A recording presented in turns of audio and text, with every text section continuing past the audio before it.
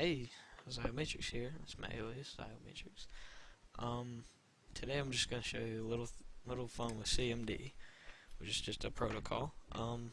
Some things I'm gonna type in the CMD, and some other protocols, or like sub protocols.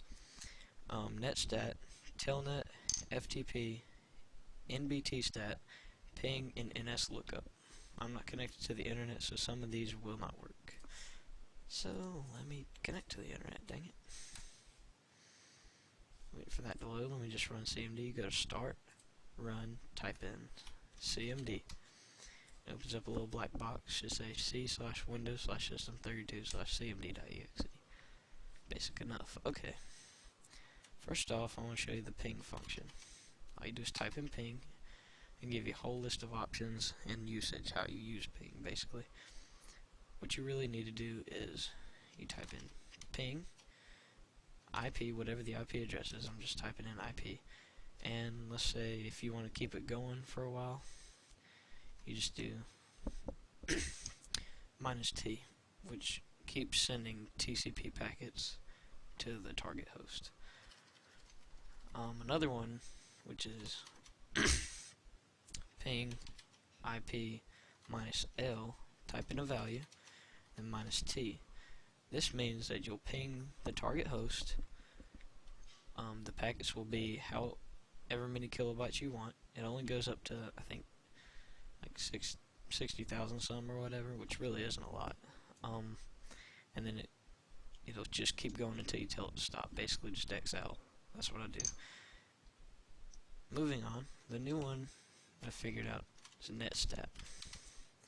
As you can see, I'm not really connected to anything but just my own computer, so nothing will come up. But usually when you're on AIM, a whole list of IP addresses, local addresses will come up.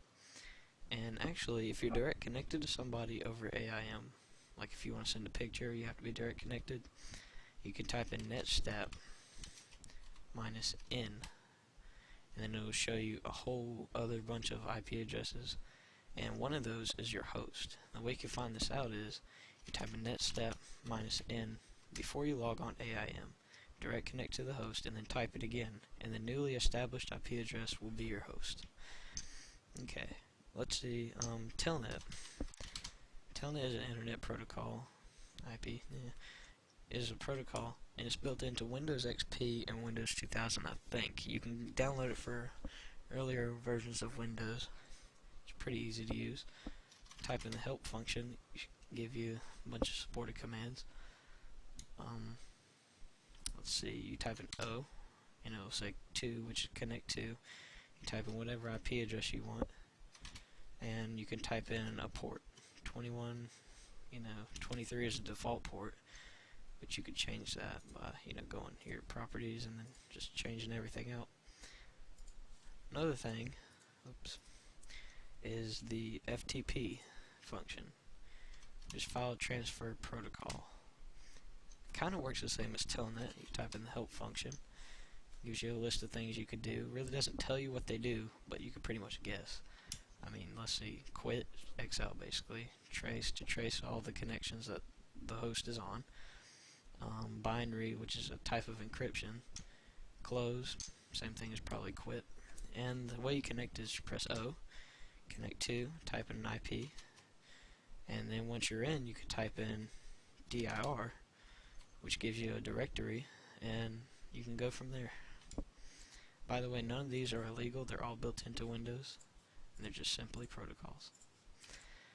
Okay, another one is NBTstat. This one gives you a lot of information here. It's really to find what local hosts have NetBIOS shares open. A NetBIOS share is basically port 139 or port 443, 445. 139 is a really vulnerable port, and it's a NetBIOS share port, like I just mentioned. And the way you can find out if the host that you have is sharing NetBIOS, you can type in NBTstat -a and the IP address.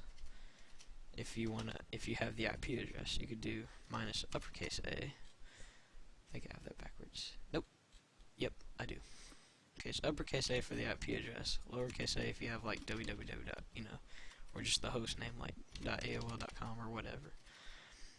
And that's basically that one in a nutshell. You can read over the functions here. Okay, and the last one is NS lookup.